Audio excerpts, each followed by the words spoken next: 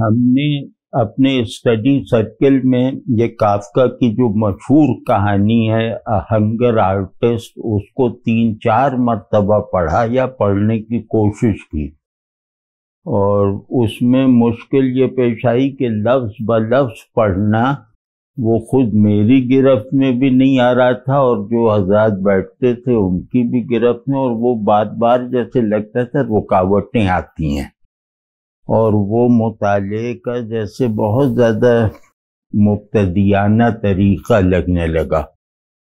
تو وہ 3 یا 4 کوششیں کی ہیں، مطلب 5-6 گھنٹے لگائے ہیں، تو اس میں وہ ہمارا کام نہیں بنا۔ تو سب کے مشورے سے، جو اسٹڈی سرکل کے ممبرز ہیں، ان کے مشورے سے یہ طے پایا کہ میں ایک مرتبہ اس پہ پوری اپنی گفتگو کر دوں، اس کے بعد پھر دوسری کوئی نشست ہوگی جس پہ اس کہانی پر مذاکرہ یا مباحثہ ہوگا آپس میں۔ تو اس طرح سے انشاءاللہ ہم بہت اہم ادبی اور فلسفیانہ یا دیگر علمی متون پڑھ سکتے ہیں۔ تو یہ جو کافکا پہ ویسے بھی 2-3 مرتبہ میں نے مختلف مواقع پہ اپنے معروضات پیش کیے ہیں، لیکن سنجیدگی سے کافکا کا مطالعہ، یعنی ذرا محنت کر کے تھوڑا نیچے اترنے کی کوششیں کرتے ہوئے، اور کافکا کے بارے میں جو لٹریچر لکھا گیا ہے، جو دنیا کے بہترین لوگوں نے لکھا ہے، یعنی کافکا خوش قسمت ہے اس لحاظ سے کہ اس پہ دنیا کی بہتری زبانوں کے بہترین ناقدوں نے لکھا ہے۔ تو ہنگر آرٹسٹ کو بھی میں نے اس طرح بہت جگہ دیکھا، کیونکہ ہمیں تو یہاں معلوم نہیں ہو پاتا کہ وہاں کیا لکھا جا رہا ہے، تو وہ پھر ڈھونڈنا پڑتا ہے۔ پہلے ہمارا مطالعہ ہوتا نہیں، لگتا ہے کہ یہ تو 2004 میں چھپی تھی اتنی بڑی کتاب، لیکن ہمیں اس کا پتہ ہی نہیں تھا۔ تو خیر اس میں محنت کر کر کے فائدہ بھی ہوا، دوسرا فائدہ بھی ہوا۔ تو کافکا کی تمام چیزوں کی سمریز، ان کا تھیمیٹک اسٹرکچر، ان کا سمبلزم، یہ یا کافکا کا مجموعی طریقہ اور اسلوب کیا ہے، اس سب پہ تقریباً ایک جیسی باتیں لکھی گئی ہیں تقریباً۔ تو اس میں نے سوچا کہ وہ باتیں تو پھر ہم کتابیں بتا دیں، مضامین بتا دیں، وہ بہت بہتر حالت میں لوگ پڑھ سکتے ہیں، سمجھ سکتے ہیں۔ تو ہمارا مشن یہ ہے کہ ہم تخلیقی ادب کا مطالعہ اس طرح کریں کہ لفظ کے ساتھ ہمارے تعلق میں تہداری پیدا ہو جائے، اور ہم زبان سے تعلق کا جو ایک بنیادی تقاضا ہے، علامت شناسی یا علامت خوئی، علامت کا پرسپیکٹیو اور مزاج پیدا ہو جانا، تو وہ ہمیں بھی نصیب ہو جائے۔ تو اس میں پھر ہم ہر اچھے کریٹو وہ نمونے کو اصل میں اپنی اس ضرورت کے لیے استعمال کرتے ہیں، یہ واضح رہے۔ اور دوسرے یہ کہ ہمارے احساسات میں بہت زیادہ، ایک تو فہرست بہت چھوٹی ہو گئی ہے احساسات کی، اور دوسرے یہ کہ ان میں یکسانی سی پیدا ہو گئی ہے، وہ جیسے اسٹیریوٹائپ احساسات بن گئے کہ خوشی ایک جگہ، یعنی پوائنٹ اے سے شروع ہوگی اور پوائنٹ سی کو ٹچ کرے گی۔ اب ایسی خوشی، بس یہی خوشی کا مطلب یہی ہے کہ ایک ایسی لہر جو چہرے پہ مسکراہٹ لے آئے، طبیعت کو فرحت بخشے، اور اس کا پورا سفر یہ ہے، پوائنٹ اے سے شروع ہوگی اور پوائنٹ سی پہ وہ مکمل ہو جائے گی۔ تو اب خوشی کی ہر قسم گویا پوائنٹ اے اور پوائنٹ سی کا فاصلہ طے کرنے والی نفس کی ایک جیسے نشاتیہ حرکت بن کے رہ گئی۔ تو اس سے یہ ہوا کہ ایک لوکیل، ایک فاصلہ، ایک راستہ، ایک آغاز اور ایک منزل، یہ پھر ان کے معنوی اور احساساتی تنوع کو ختم کر دیتی ہے۔ مطلب یہ کہ ہو سکتا ہے کہ میری خوشی روحانی ہو، کسی اور کی خوشی ذہنی ہو، فلسفیانہ ہو، کسی کی محض مادی ہو، یا جس طرح کی خوشی کی بھی جتنی بھی قسمیں دستیاب ہیں، ہم شروع میں ان میں مختلف ہوتے ہیں، لیکن شروع میں مختلف ہونے کا مطلب یہ کہ خوشی کے محرکات میں مختلف رہ گئے ہیں، خوشی کی کیفیات میں اختلاف ہم برقرار رکھنے میں ناکام ہو گئے ہیں۔ تو اور پھر یہ کہ محرکات پہ زور اتنا بڑھ گیا ہے، یعنی ہم چاہتے ہیں کہ خوشی کے محرکات آسان ہوں۔ فرض کیا مطلب کہ بھئی خوشی نقد ہو اور خوشی کا کوئی ایسا لیور ہو جس کو بچہ بھی یوں ہلا سکے، تو وہ بہت بھاری نہ ہو کہ باڈی بلڈنگ کر کے آؤ اور یہ شرط پوری کرو اور وہ شرط پوری کرو، وہ بس یوں کریں تو بس خوشی آ جائے۔ تو اس کے نتیجے میں ہمارے اندر خوشی یا دیگر احساسات، معمول کے احساسات یعنی غم وغیرہ کی تحریک بہت ولگر سطح پر رہ گئی، یعنی کہ محرکات کی سہولت کی خواہش نے ہماری خوشیوں کو بہت ہی ایک طرح سے ڈی ہیومنائز کر دیا کہ پیسہ مل گیا تو خوش ہیں، پیسہ نہیں ملا تو خوش نہیں ہیں۔ یا اگر اس کا جیسے زیادہ گہرا نفسیاتی تجزیہ کیا جائے تو ہم غالب رہے تو خوش ہیں اور غالب نہ رہے تو ناراض یا مغموم ہیں۔ تو یہ جو غلبے اور سیلف سینٹرڈنیس اور اپنے آپ تک تمام خوبیوں کو روکنا، یعنی بے لوثی کا نہ رہ جانا، اس نے جو ہے یہ ہمیں بہت ہی تنگ دائرے میں اپنے خیالات اور احساس اور کیفیات وغیرہ کو محدود رکھنے پر مجبور کر دیا، اور رفتہ رفتہ اس مجبوری میں کا احساس بھی ختم ہو گیا، اور آدمی اس کو اپنے اختیار کے روب عمل آنے کا ایک چینل سمجھنے کا عادی ہو گیا کہ میں مٹھائی لا سکتا ہوں اس دکان سے، میں سبزی لا سکتا ہوں اس دکان سے۔ ایک یہ جو مفادات ہوتے ہیں، یعنی شخصیت کی تکمیل میں اپنے مفادات کی سطح ضرور کار فرما ہوتی ہے کہ میں اپنے لیے کس طرح اور کیسے مفید ہوں۔ دوسرا یہ کہ اب افادیت تو یہی ہے کہ وہ پیسہ دے دو تو مفید ہو، اور اگر پیسے کے بغیر مشقت کرواؤ تو یہ ہمیں قبول نہیں ہے۔ یعنی ہم نے مفاد کو بالکل کنکریٹ کر کے اور اس کے بالکل واضح روپ کو جیسے آپس میں اتفاق رائے سے قبول کر رکھا ہے۔ یعنی مفاد کی تعریف اب ایک ان پڑھ آدمی سے لے کر اگر ایک فلسفی تک یکساں ہو جائے تو اس کا مطلب ہے کہ کچھ ہو گیا ہے نا۔ اور دوسرا جو اس سے بڑا پہلو ہے وہ یہ کہ ہر آدمی میں غلبے کی خواہش ہوتی ہے، کیونکہ غلبے کا تصور سروائیول سے جڑا ہوا ہے۔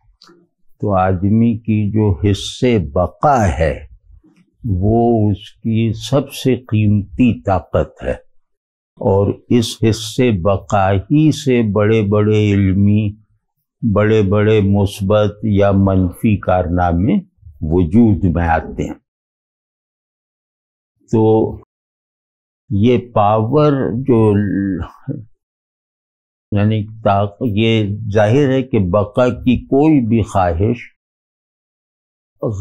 یعنی بقا غلبے سے مشروط ہے، یعنی کہ اگر یہ ڈسکورس بن جائے کہ بقا غلبے سے مشروط ہے، غلبہ جو ہے وہ طاقت چاہتا ہے، طاقت کے کئی شکلیں ہیں کہ ذہنی ہے، قلبی، روحانی، جسمانی، اور جو بھی طاقت کو یعنی دنیا میں ہر ایفیکٹ طاقت سے پیدا ہوتا ہے، اس کا انکار نہیں کیا جا سکتا کہ ایفیکٹ طاقت سے پیدا ہوتا ہے، چاہے ذہن کی ہو، چاہے تخیل کی، چاہے ارادے کی۔ تو جب آدمی کو خواہش غلبہ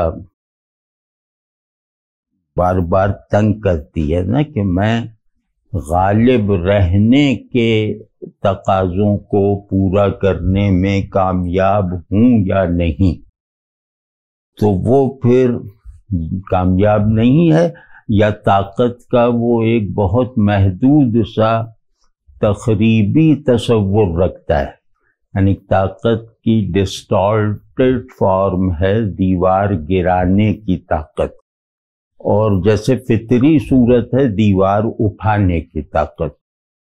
تو وہ دیکھتا ہے کہ یا دیوار تو اٹھ ہی نہیں رہی ہے، اتنے دن سے لگے ہوئے ہیں، تو وہ بنی ہوئی کمزور دیواروں کو گرا کر مطمئن ہوتا ہے کہ جیسے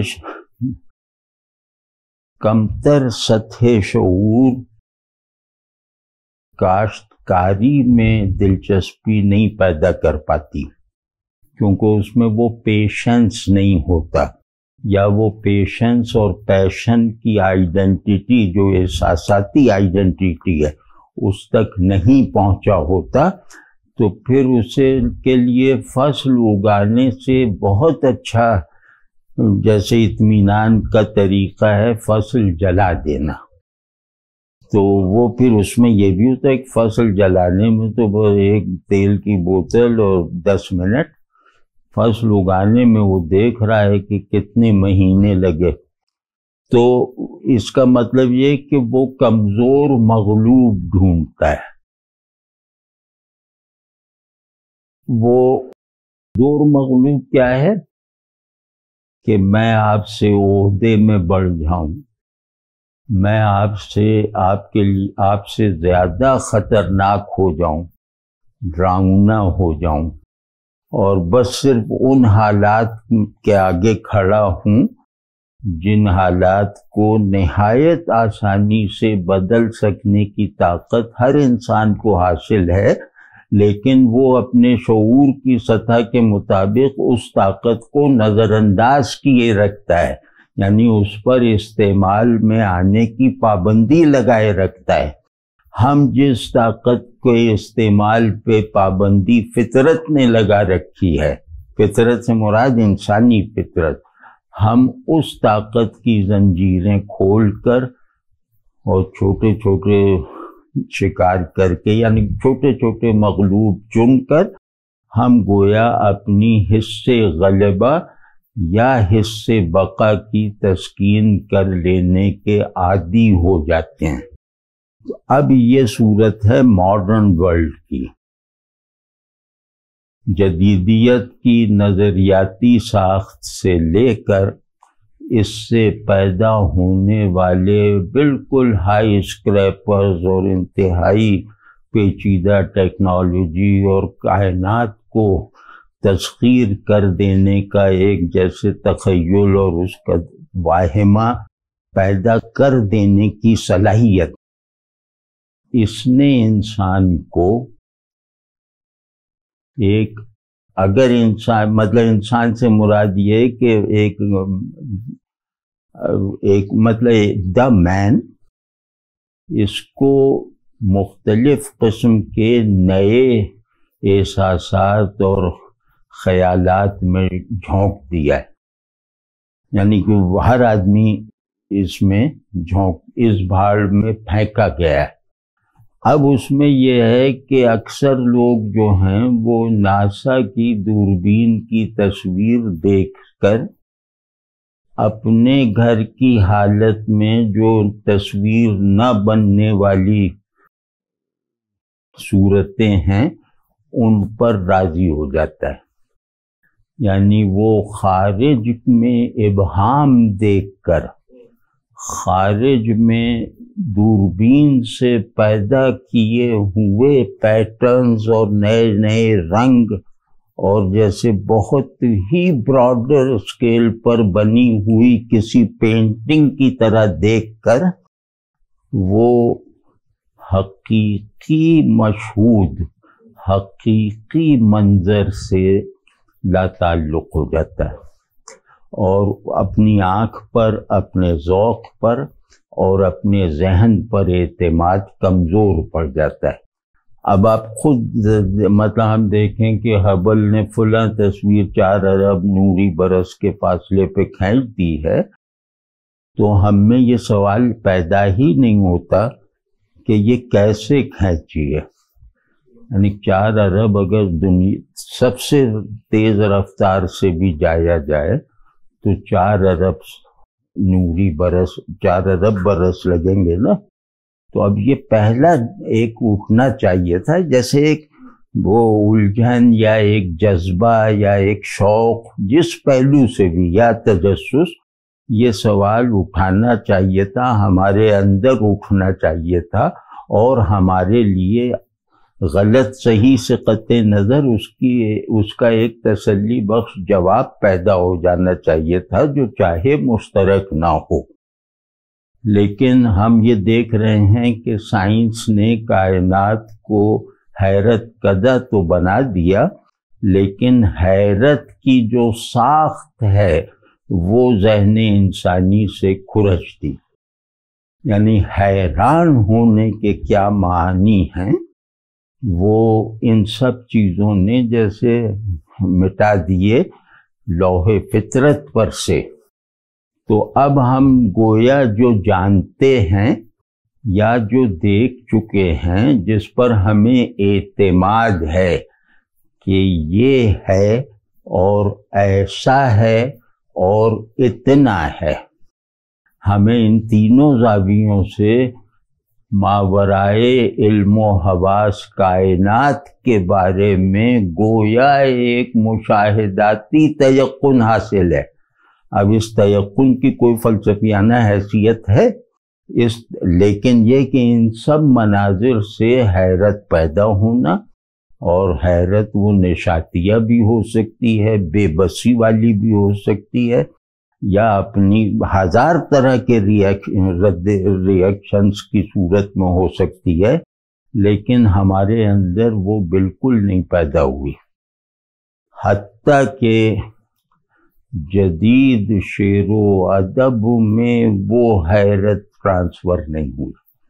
یعنی بہترین لکھا گیا ہے، جدید ادب اور یہ سب، یہ کلاسیکی ادب سے ہیٹے نہیں ہیں، مطلب اس سے بہت کمتر وغیرہ نہیں ہیں. مطلب بیکٹ کسی بھی بڑے سے بڑے ڈرامہ نگار کے برابر میں بیٹھ سکتا ہے، بلکہ بعض پہلوؤں سے فکشن تاریخی مفہوم میں کلاسیکی فکشن سے آگے گیا ہے نا. یا اور بھی کچھ پہلو ہیں جن میں آگے گئے ہیں، لیکن آگے جانے کے سارے راستے اور اسباب جو ہیں وہ حیرانی، بے اطمینانی یا تجسس سے پیدا ہوئے ہیں، اور وہ اپنے اوریجنل احساسات کی توسیع سے پیدا ہوئے ہیں. کوئی بھی دیکھ لیں آپ ان لوگوں میں. لیکن اس کا عقیدہ سا بن جانا، اس پہ انسانیت کا ایسا یقین استوار ہو جانا جیسا کہ مذہبی آدمی کے لیے غیب کو دیکھ لینے سے ہوتا ہے. تو فزکس نے غیب کو دیکھ لینے کا تجربہ کروا دیا نا. اب کسی کو اس پہ حیرت نہیں ہو رہی کہ یہ کھینچی ہوئی تصویر غیب کی ہے.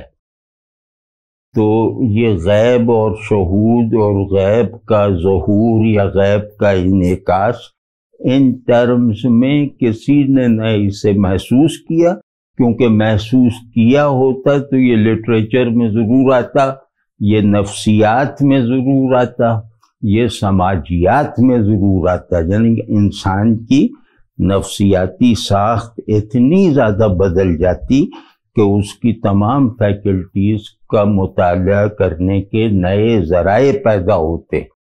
تو ایسا نہیں ہوا، اور اگر نئے ذرائع پیدا ہوئے ہیں تو اس حیرت سے محرومی کی وجہ سے پیدا ہوئے ہیں، اس حیرت کو محسوس کرنے کے نتیجے میں نہیں پیدا ہو.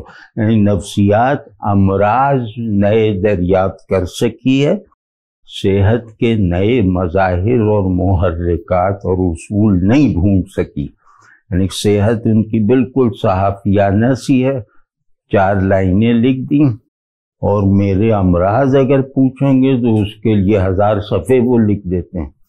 تو یہ اب آپ کا آدمی بن چکا ہے. پھر کائنات سے یا باہر کی دنیا سے یا خود اپنے آپ سے، جس کے لیے روایتی اصطلاح ہے مائکرو کازم اور میکرو کازم، یعنی انفس اور آفاق، ان کے ساتھ تعلق کے جیسے بلا تصنع اور فطری کہلا سکنے والے اسالیب اور احوال اور خیالات رکھنے کا عادی چلا آ رہا ہے. آپ نے اس میں سائنس اور فزکس سے ترقی ہونے کی بجائے اس میں تنزل ہو گیا. تو کبھی آپ نے سوچا کہ بینائی کی حد یہاں تک بڑھانے کے بعد آپ وہ فخر نہیں پیدا کر سکے آدمی میں، آپ غیب کے پیراڈائم کو اس کے لیے حقیقی نہیں بنا سکے. کافکا ایسے لوگ اس طرح کے بحرانوں میں آتے ہیں. وہ ٹھیک ہے کہ ان کے بحران کی نوعیت جو ہے وہ مائکرو کازمک نہیں ہوتی، کیونکہ یہ جیسے بڑی گاڑیوں سے کچلے ہوئے خوبصورت پرندے ہیں، یہ طاقت والے نہیں ہیں. یعنی کافکا خود کوئی ماڈل مین نہیں ہے، کافکا خود کوئی مثالی دماغ نہیں ہے، کافکا خود پازیٹیوٹی کی طرف تاریخ پر یلغار کرنے والی کسی بھی طاقت اور احساس کا نمائندہ نہیں ہے. کافکا یہ نہیں بتاتا کہ ہم نے کیا کھویا، یعنی ہم کیا تھے اور کیا تھے یہ کبھی نہیں بتاتا. وہ اپنی ساری تقریب کو کسی بھی تعمیر سے نہیں جوڑتا، وہ ملبہ دکھا دیتا ہے لیکن یہ نہیں بتاتا کہ یہ ملبہ کس عمارت کا ہے، یا اگر کہیں آپ خود اٹکل سے اندازہ لگا لیں تو بہرحال یہ نہیں پتہ چلتا کہ یہ اس عمارت کی کسی البم میں کوئی تصویر ہے، وہ البم کی تصویر نہیں دکھاتا. اب وہ ایک اور مطالعے کا ہے لیکن اس کا ہم سے فی الحال تعلق نہیں ہے. تو یہ جو نظریاتی لوگ ہوتے ہیں نا، ان میں ایک جو تحکم اور ادعا ہوتا ہے کہ بتاؤ وہ نیٹشے کی تعریف کر دی، وہ تو پاگل تھا، اور یہ وہ. بھائی پاگل پن جو ہے جب تمہیں ہو تو وہ جذب ہے، دوسرے کو تو پاگل پن ہے. آپ سمجھ، ہمیں اس سے تھوڑی دیکھنا، ہمیں دیکھنا ہے کہ وہ جس ڈسپلن کا آدمی ہے اس ڈسپلن میں اگر اس نے اپنا کمال منوایا ہے تو ہم بھی کہیں گے. ورنہ کوئی کہہ سکتا ہے کہ مائک ٹائسن کو کہاں باکسنگ آتی، یا باکسنگ سیکھنے مائک ٹائسن کے پاس کیوں جا رہے ہو، لیاری کافی ہے. تو لیاری میں انسٹرکٹر مسلمان ہے، نوازی بھی ہے. تو کوئی بڑے سے بڑا متقی باکسنگ کا طالب وہ جو ٹریننگ کی خواہش رکھنے والا آپ کی بات سنے گا؟ ٹھیک ہے نا، یہ درخت ہے، مطلب مذہبی یا نظریاتی تحکم اور ادعا سے بننے والے ذہن نے مطلب بہت بڑا کردار ادا کیا ہے ہماری ہیومنائزیشن میں، یعنی اس نے آدمیت کو نقص بنا دیا۔ تو اس کا ہمیں جیسے اپنے طور، کیونکہ ہم اسی میں ہیں تو ہمیں اس کی فکر کرنی چاہیے۔ تو یہ بات کہنے کا مطلب یہ تھا کہ جدیدیت سے پیدا ہونے والا کرائسس، جس کے اظہار اور احساس نے خود جدیدیت ہی کی روایت میں اضافہ کیا ہے، وہ ہمیں دیکھنا پڑے گا۔ کیونکہ جدیدیت تو جیسے اب بارش کی طرح ہے نا، بارش پہ کیا کنٹرول؟ اب بارش میں کون بھیگ کے کیا کہہ رہا ہے، خوش ہو رہا ہے تو کیا کہہ رہا ہے، گھبرا رہا ہے تو کیا کہہ رہا ہے، یہ ہمیں دیکھنا ہوگا۔ تو اب ہم ان کو اس نظر سے دیکھ رہے ہیں کہ جدیدیت کے وجودی جوہر تک پہنچ کر، جدیدیت کے اصول تاریخ کو پکڑ کر یہ لوگ کس فتح کا اعلان کر رہے ہیں یا کس شکست کا رونا رو رہے ہیں۔ تو اس میں آپ نے دیکھا ہوگا کہ جدید لٹریچر، خصوصاً فکشن، اس میں نوحہ زیادہ ہے، بڑکیں نہیں ہیں، جیسے کلاسیکی ادب میں ہوتی ہیں اور صحیح وجہ ہوتی ہیں کہ وہ بڑے بڑے جو کمالات انسان سے منسوب ہوتے ہیں یا اساطیری شخصیات پیدا ہوتی ہیں، تو وہ ان کے پاس جواز ہوتا ہے کہ تاریخ سے انہوں نے مستغنی ہونے کا بھی ایک بندوبست کر رکھا ہے، لیکن اب اس میں تو نہیں ہے، اس میں صرف کیوس ہے۔ تو میرے خیال میں جدیدیت، جدید باطن اور جدید ظاہر، جدید ذہن، جدید دل، جدید سب چیزیں اندر باہر جدید، یعنی پرانے کا انکار۔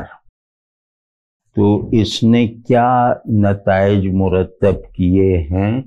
تخلیقی ضمیر پہ، تخلیقی ذہن پر۔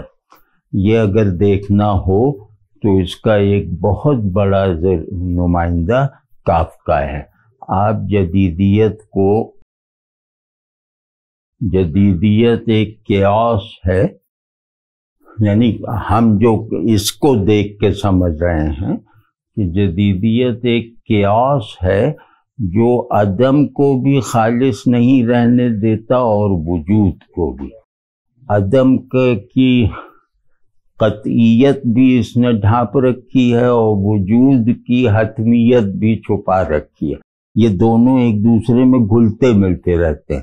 وجود کی تعریف سے عدم ڈیفائن ہو رہا ہے، عدم کی ڈیفینیشن سے وجود سمجھ میں آ رہا ہے، اور یہ دونوں ایک دوسرے میں اتنے گتھے ہوئے ہیں کہ ہم ان کو الگ الگ نہیں کر سکتے۔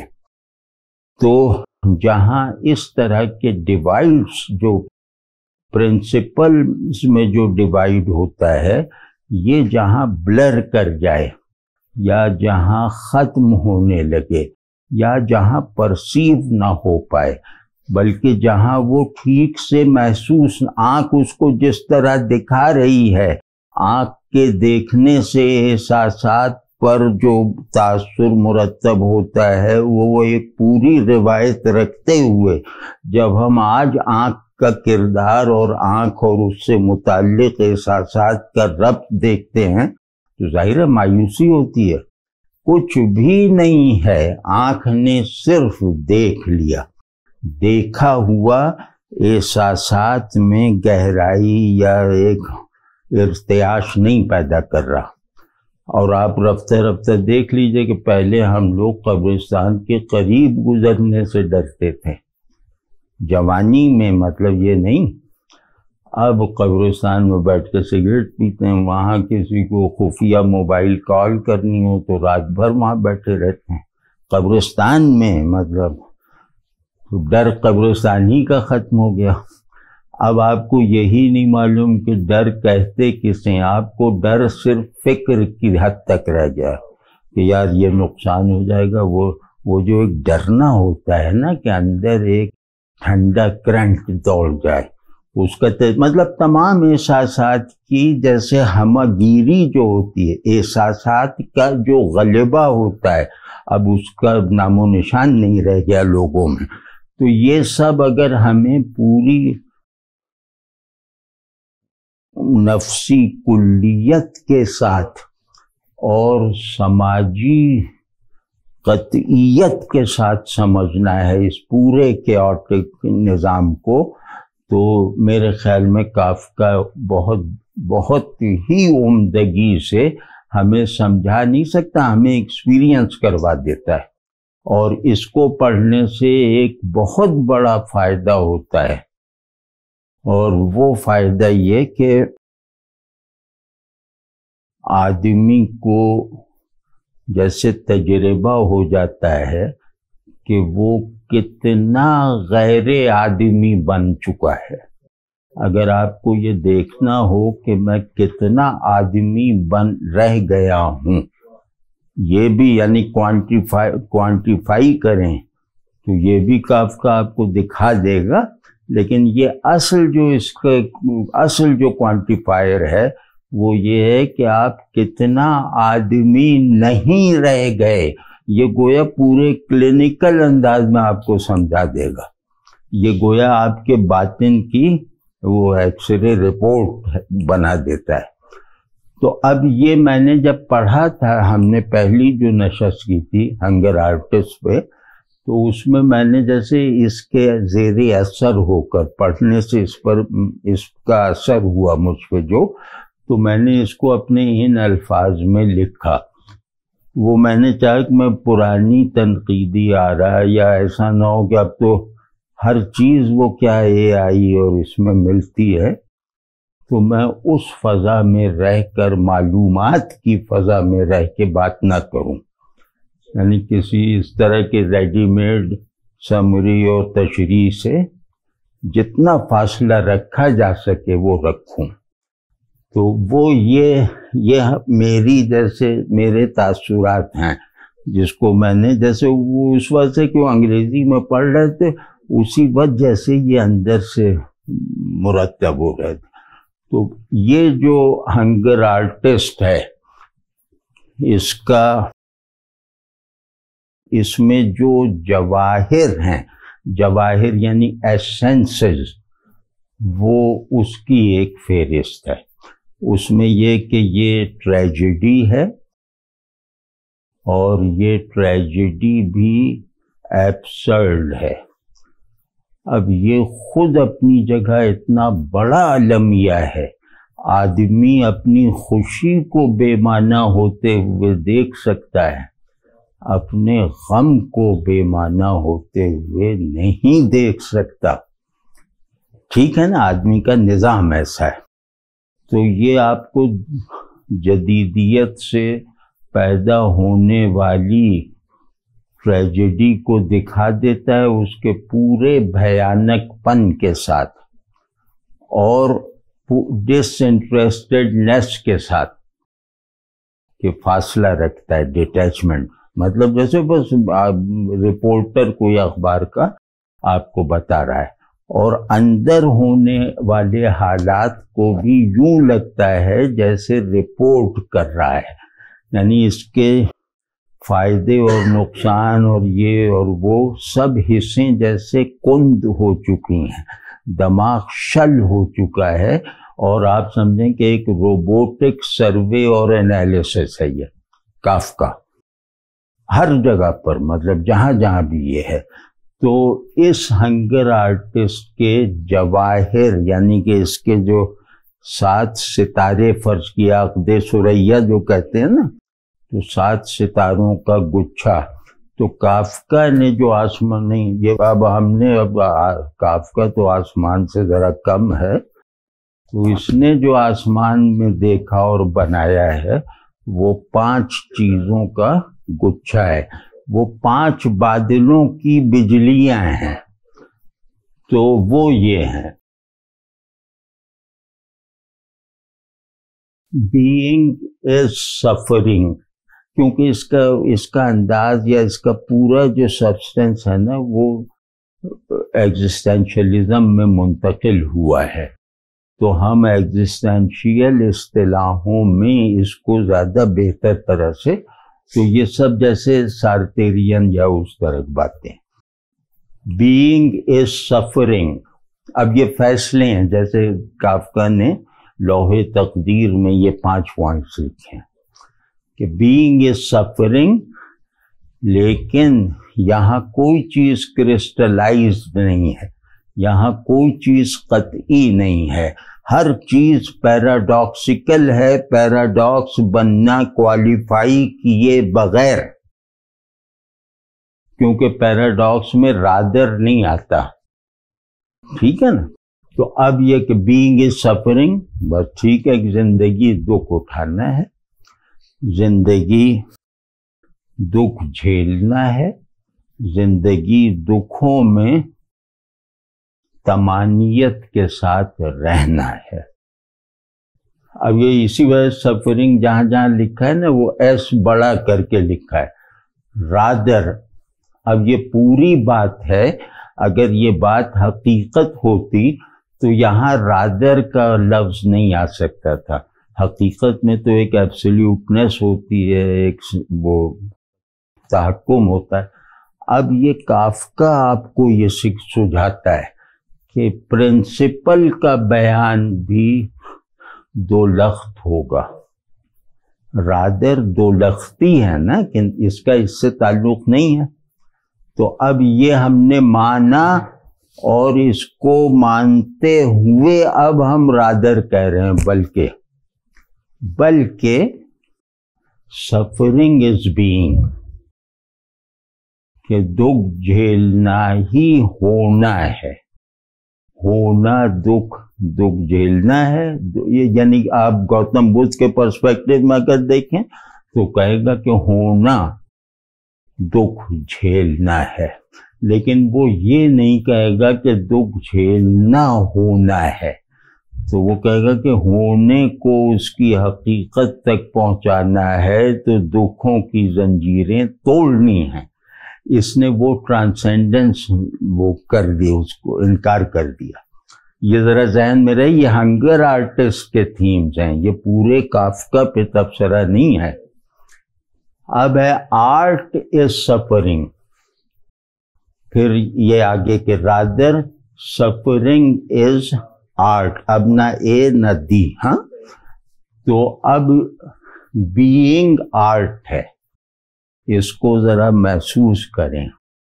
کافکا کہہ رہا ہے بینگ اٹ سیلف جو ہے وہ آرٹ ہے، art of being. Art is suffering, rather suffering is art, یعنی آرٹ آف بینگ اور بینگ آف آرٹ. اب یہ کتنا عجیب سا پیچیدہ سا ہو جائے گا نا رادر بڑھا کے، کہ آرٹ از سفرنگ. یہ تو ہزاروں لوگوں نے کہا ہے، شروع دن سے کہا ہے، لیکن یہ کہ suffering is art, suffering is a art بھی، سفرنگ از دا آرٹ، تو دونوں معنوں میں. یہ جو ہے یہ کافکا نے ایک زلزلہ پروڈیوس کیا ہے تخلیقی زمین کے اندر، پہلی بار. یہ اس کی عظمت ہے کہ سفرنگ آرٹ ہے، دکھی ہونا روح کا فن ہے. ٹھیک ہے.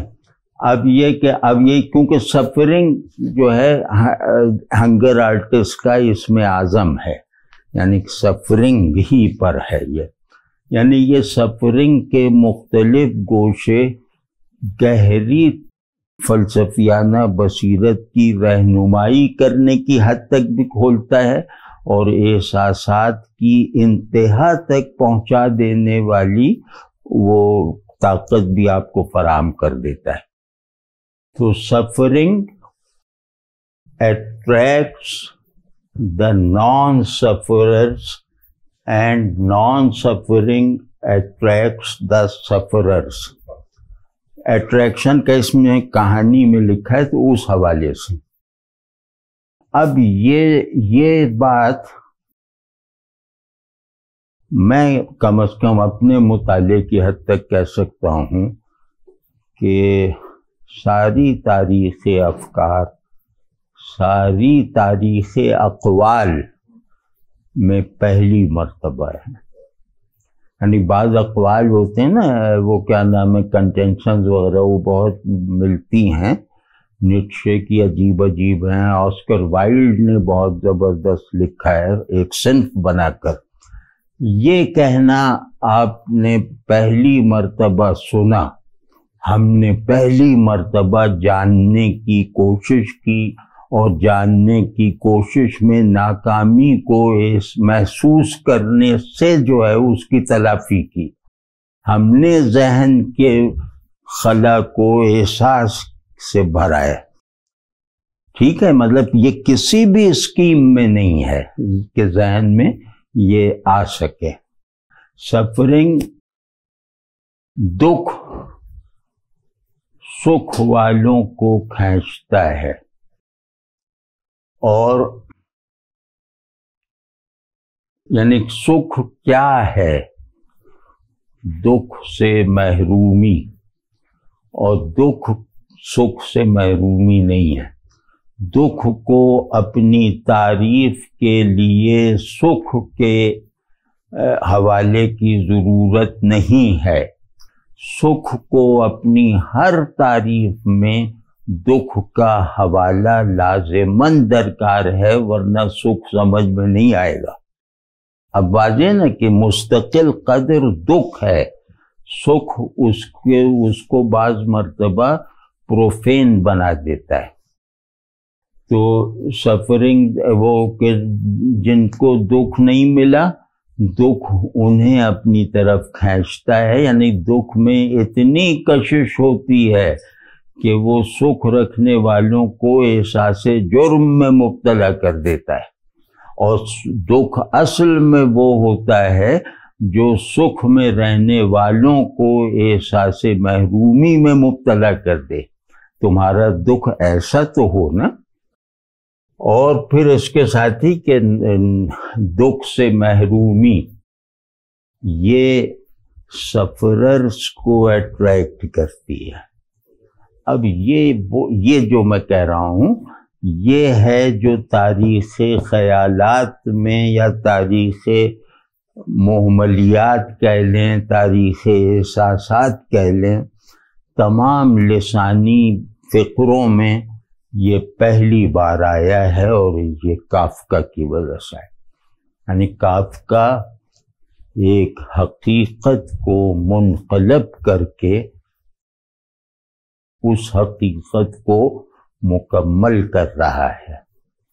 کافکا یہ بتا رہا ہے کہ انسانوں میں جو نفسی اصول اور آداب اور قواعد بن گئے ہیں وہ بالکل ناکافی تھے، کیونکہ وہ اپنی نفی نہیں کر سکتے۔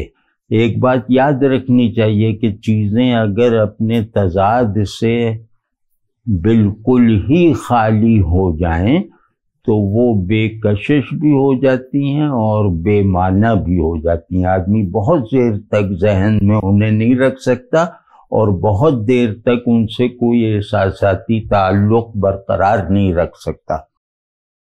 تو یہ جو میں کہہ رہا ہوں، نان سفرنگ اٹریکٹس دا سفررز، یہ فقرہ اس معنی میں آپ ساری دنیا کا لٹریچر کھنگال لیجئے، یہ نہیں ملے گا۔ اور یہ کافکا نے اس سے زیادہ سکھایا ہے۔ یعنی یہ فقرہ کافکا کہتا تو بہت بڑھا کے کہتا، ہم نے اپنے مطلب جس آدمی کو تجربہ ہی نہیں ہے جو صرف دماغ سے اسے سمجھ رہا ہو وہ یہاں تک پہنچائے. ٹھیک. Suffering is the last fulfilment. Suffering Buddhism میں کیا ہے؟ بدھزم کی دو بہت بنیادی اصطلاحیں ہیں، سفرنگ اور ایمپٹینس. یہ ہم نے دونوں وہاں سے اٹھائی ہیں کہ مہاتما گوتم بدھ سے اگر کہا جاتا ہے کہ دکھ کی انتہائی شکلیں دکھا دیجیے، تو وہ یہی دکھاتے جو کافکا نے دکھائی کیا ڈسپلے کی ہے، اس لیے ان کی اصطلاح استعمال کی ہے. خیر کافکا نے بھی سفرنگ کی ہے لیکن یہ سفرنگ ان کی ہے. اور ایمپٹینس، کافکا نے بھی ایمٹی کا لفظ استعمال بہت جگہوں پہ کیا ہے لیکن ہم نے اسے لیا ہے مہاتما گوتم بدھ کے مطابق تاکہ وہ زیادہ پتہ چلے کہ کیا ہے. تو اس میں جو آخر میں ایمٹینس آئے گا نا وہ ابھی میں کھولتا ہوں. یہ بدھزم کی دو بہت بنیادی اصطلاحیں. ویدانت میں وہ وائڈ ہے، وائڈ کازمک ہے، ایمپٹینس وہ ہے مائکرو کازمک. ہم لوگ بالکل نالائق لوگ ہیں. اللہ جانتا ہے کہ اتنی فکر رہتی ہے اپنے بچوں کے لیے اور سب کے لیے، نوجوانوں کے لیے، کہ یا اللہ یہ صرف رس ملائی میٹھی ہوتی ہے اور کریلا کڑوا ہوتا ہے یہیں تک رہ جائیں گے. یعنی کہ کیا خوشی کا تعلق زبان سے بہت زیادہ ہو جائے گا، وہ چکھنے والی اصل زبان بھی نہیں ہے وہ، یا دکھاوے سے ہو جائے. میں اللہ جانتا ہے میری نیند اڑ جاتی ہے جب خیال آتا ہے کہ جو چیزیں بہت آسانی سے سیکھی جا سکیں، جیسے لفٹ آپ کے پاس ہے، یہ 12 منزل تک چلی جاتی ہے، تو آپ اس کو استعمال کیے بغیر اپنے دمے کے مرض کی وجہ سے پہلی منزل تک پہنچنا بھی مشکل بنا چکے ہیں. اور وہ سامنے ایک بھائی لفٹ ہے، بیٹھ کے چلے جاؤ، جیسا ہم نے آ گئے نا بس آ گئے. وہ دمہ ہے آج کل کے لوگوں کو، دمہ ہے، روحانی دمہ، ذہنی دمہ.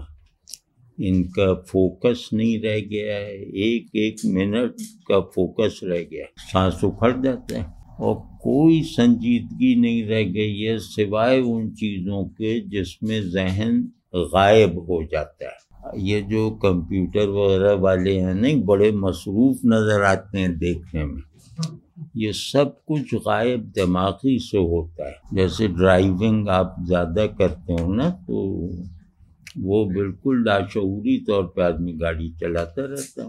مطلب ایک عجیب سی اسکل ہوتی ہے، رغبت، وہ بالکل غائب، دماغ بلینک ہو جانا ذہن کا. یہ آج کے نوجوانوں کا عارضہ ہے. بلینک ہونے کا تصور عارفانہ تھا کہ ذہن بالکل خالی کرو اور اب مراقبہ کرو. تو یہ لوگوں نے وہ شرط، عظیم شرط پوری کر دی جو بہت کم لوگ پوری کر پاتے تھے، لیکن مراقبہ کرنے پہ صحیح راضی نہیں ہے. اور مجھے بڑا عجیب تجربے ہیں پروفیسروں وغیرہ کے بارے میں، اور ہمارے مولانا نے واقعی کچھ انہیں علقہ ہو گیا تھا. ہمارے مولانا استاد ایوب دہلوی صاحب، وہ ایک بات، وہ چند چیزیں تھیں چھوٹی چھوٹی جو وہ بار بار کہتے تھے. ان میں ایک بات یہ تھی، جیسے مجھ سے جب میں سامنے تھا مجھے یوں کر کے کہا کہ تمہاری اگلی نسل میں ایک لفظ کا علم نہیں رہ جائے گا، ایک لفظ کا. اب ہمیں بڑا عجیب لگتا تھا، یار مولانا کیا کہتے رہتے ہیں، اور یہ بار بار وہ کہتے تھے.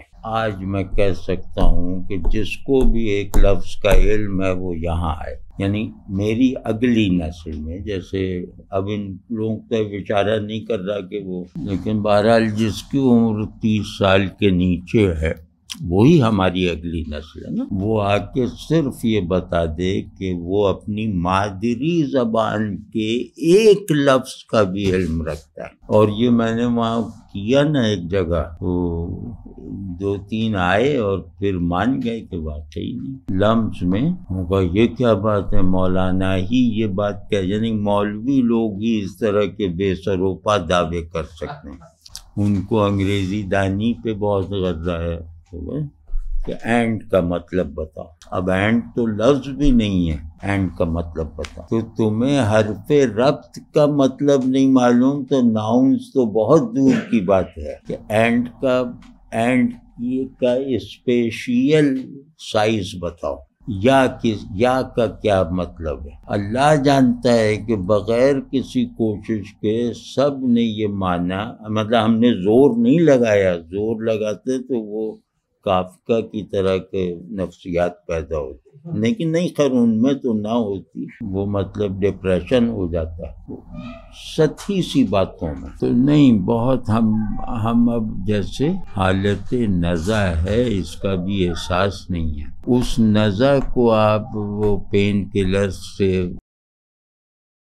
کیا ہوا اور ہنس رہے ہیں. پین کلر کھا لیے تو میری کمر میں درد ہی نہیں، میں ہنس رہا ہوں. بس پین کلر کھائی ہوئی قوم ہے. یا وہ کلوروفارم ہر ایک کے رومال میں لگا وہ جو تھوڑی دیر بعد لگا کے اپنی بے ہوشی کی حفاظت کرتا ہے.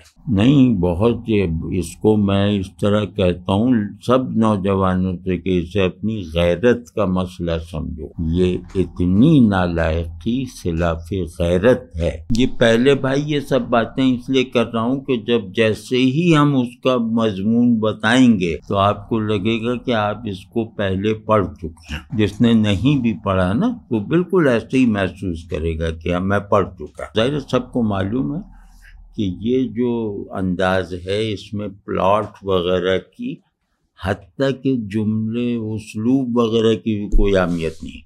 یہ لوگ زبان بہت معمولی لکھتے ہیں، مطلب یہ حسن اسلوب سے بھی آپ کو متاثر نہیں کرنا چاہتے. یہ ایک پیور چیز ہماری امپیورٹی پہ حملے کی طرح ہے. یہ 4 اور 5 رہ گئے. Number 4، suffering is the last fulfilment. Fulfilment کسے کہتے ہیں؟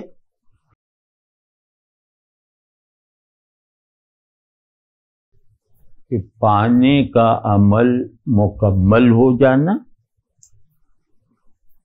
دل اور دماغ کی سرشاری کے ساتھ، یہ ایک مطلب ہے. اور کھونے کا عمل مکمل ہو جانا دل اور دماغ کی بیداری کے ساتھ، یہ ہوتا ہے فلفلمنٹ. تو suffering is the last fulfilment ان معنوں میں. اب فلفلڈ بائی یعنی اب فلفلمنٹ کیا پیدا کرتی ہے کہ اس فلفلمنٹ تک پہنچا ہوا وہ fulfilled by it self, fulfilment through it self, by it self, for it self. اور یہ سب کوئی اس طرح کے نہیں ہے کہ تکے میں وہ بولتے چلے جا رہے ہیں. یہ سب ایک گہرے معنی کی طرف ہیں، ایک گہری نفسیاتی کنڈیشنز کی طرف ہیں. تو اس کو کہ فلفلمنٹ کیا ہے، یہ لاسٹ فلفلمنٹ ہے نا. تو لاسٹ فلفلمنٹ کو فلفلمنٹ کی ساری روایت کا حامل ہونا چاہیے، ان کے امتیازات سمیت. اب یہ بتا رہے ہیں کہ فلفلمنٹ کی بھی لاسٹ ڈیفینیشن یہ ہے کہ جو صاحب جو بھرا ہوا ہے وہ کس چیز سے بھرا ہوا ہے؟ It self. یہ اٹ سیلف مبہم ہے کیونکہ آج کی زبان میں اٹ سیلف، ہم سیلف اور ہر سیلف کا بدل ہے. ٹھیک ہے، جوڈتھ بٹلر یہی اسی کی وہ ہے نقیب. تو اب یہ کہ فلفلڈ بائی اٹ سیلف، اب یہ اتنا واضح ہے کہ بالکل چھپا ہوا ہے.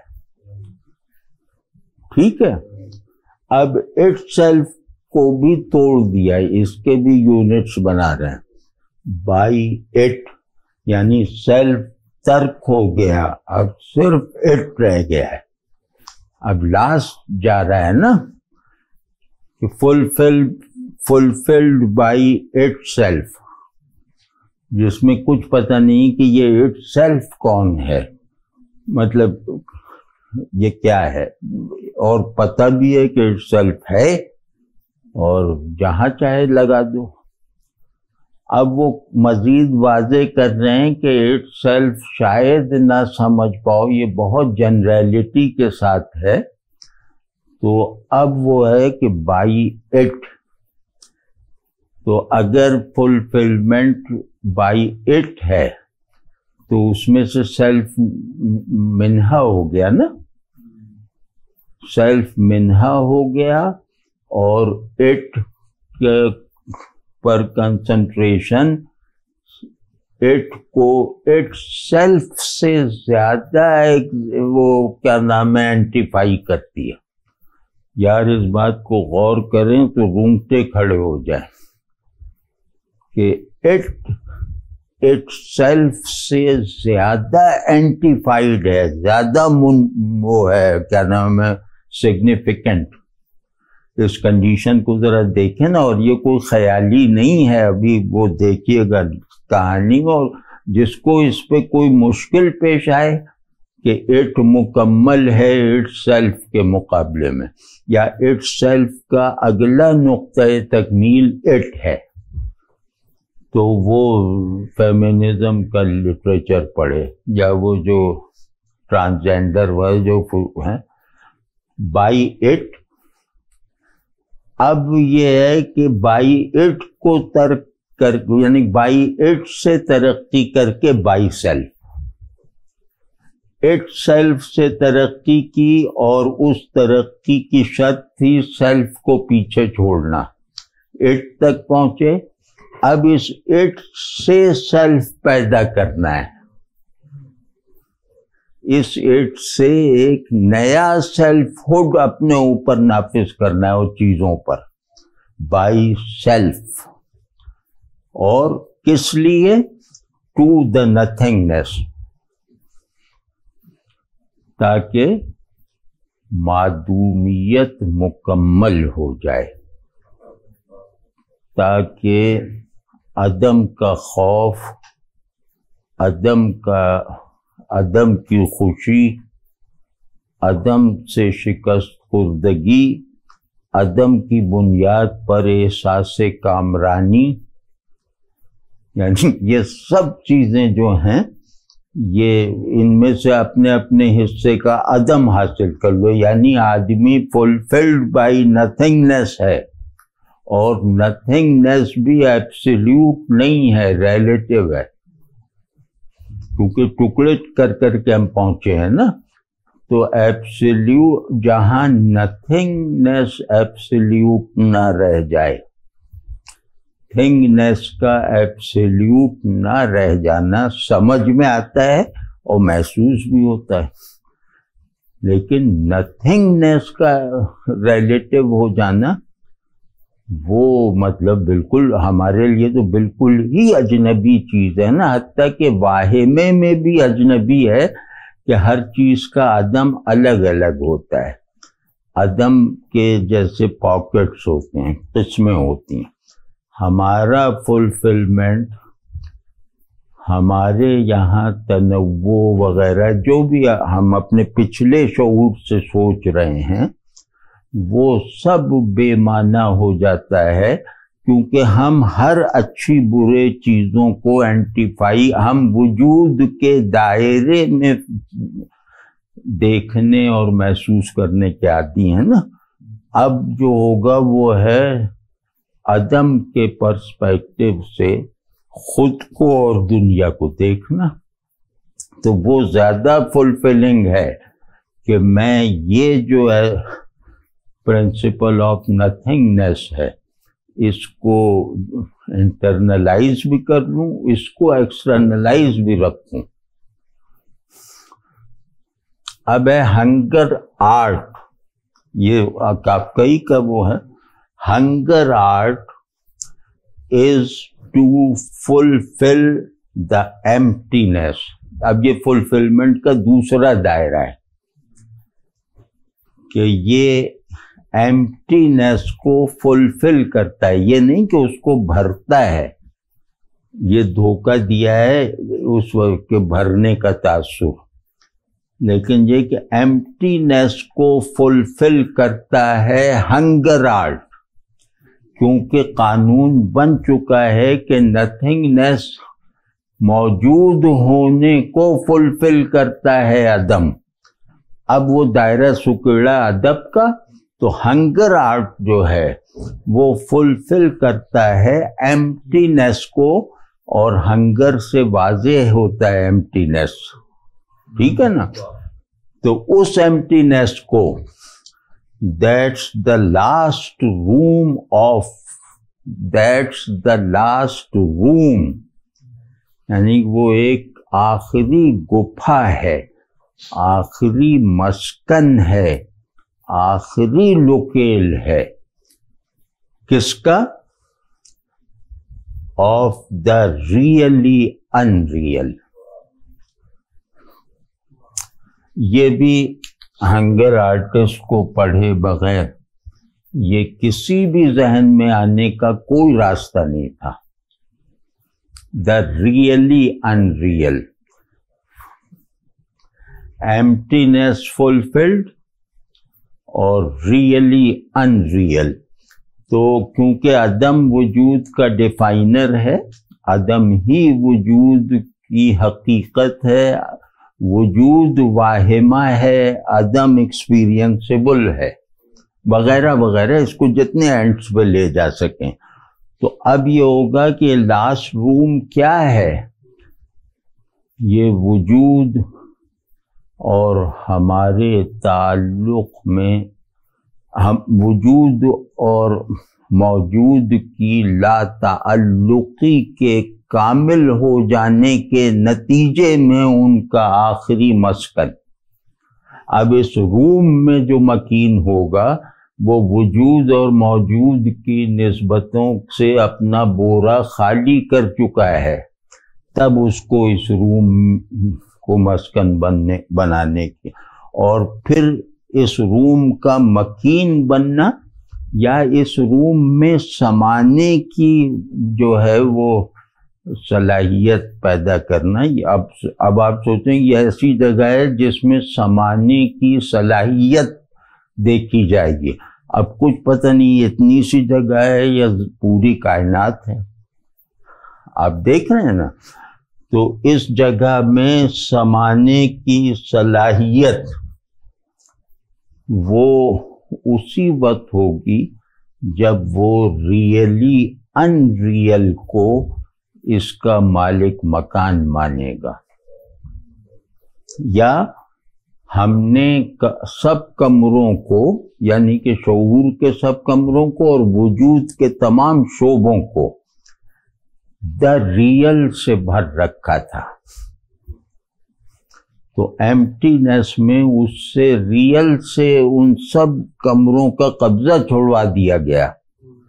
اب اس کے بعد قبضہ جو اصل مالک جسے بنایا جائے گا وہ یہ ہے ریئلی ان ریئل، جو آپ کی ریئلٹی کے ساتھ واہماتی تعلق کو بھی جیسے تسکین کے لیے رکھے گا، لیکن اپنے ایسنس میں وہ ان ریئل ہوگا۔ اور یہ پیراڈاکسیکل جو انتہا ہے انٹیلیکٹ اور کریٹیوٹی کی، وہ یہ ہے کہ in real really in real, really in real پہ میں زیادہ نہیں بول رہا کیونکہ وہ اس میں مدد نہیں دے گا، لیکن ریئلی ان ریئل یوں کہنا چاہیے کہ انسانی شعور میں پیدا ہو سکنے والے جو چند دو تین لاسٹ ایکسپریشنز ہیں ان میں ایک یہ ہے، اور اس کو کبھی ہم بھی اس میں تباہ آزمائی کریں گے تو اس میں دو حصے کریں گے، ان ریئلی ریئل اور ریئلی ان ریئل، لیکن وہ ذرا وہ ایسوٹیرک بحث میں چلے جائے گا۔ تو اب یہ پس منظر ہو گیا، اور یہ بالکل سادہ سی باتیں ہیں، یہ ایسی ہیں کہ ہر آدمی اس سے خود کو ریلیٹ ضرور کر سکتا ہے۔ اب اس کی کہانی یہ ہے، مختصر کہانی ہے، وہ میں بیٹھ کے عرض کرتا ہوں۔ اس میں کچھ چیزیں آئیں گی جن کو سمجھنا ضروری ہے۔ ایک یہ کہ جیسے ایک خطہ ہے جہاں ہنگر آرٹ کی روایت ہے، مطلب اس تہذیب میں بھوکا رہنا اور اس کا مظاہرہ کرنا اور اس پہ داد وصول کرنا یہ ایک آرٹ ہے، اور یہ آرٹ بہت مقبول آرٹ ہے۔ تو ایک زمانے میں ہنگر آرٹسٹ کی پرفارمنس دیکھنے کے لیے جو ہے وہ میدان یا جگہ ہاؤس فل ہو جاتی تھی، مطلب لوگوں کا ہجوم رہتا تھا جب تک وہ بھوکا رہتا تھا۔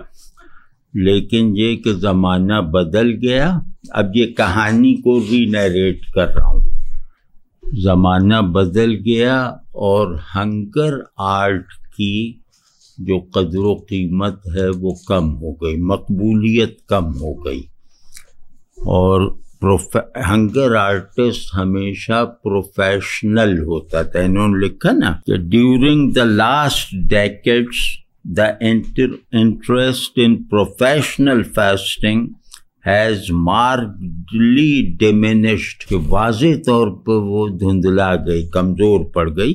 یعنی پروفیشنل فاسٹنگ، یہ فقرہ اتنا، یہ ترکیب اتنی اچھی ہے کہ جو لوگ صرف وہ رنگینی دیکھتے ہیں نا عبارت میں، وہ اس تک پہنچ ہی نہیں سکتے۔